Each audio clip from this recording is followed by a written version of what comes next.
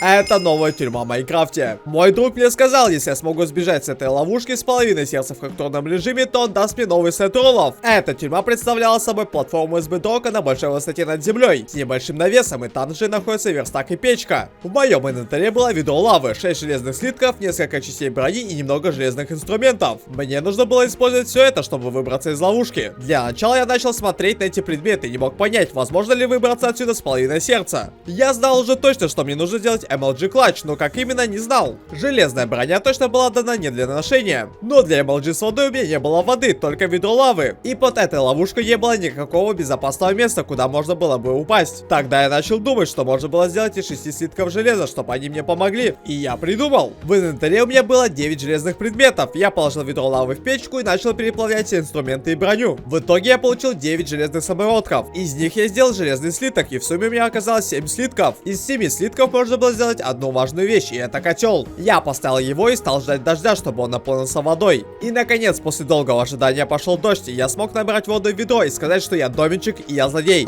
Подпишитесь.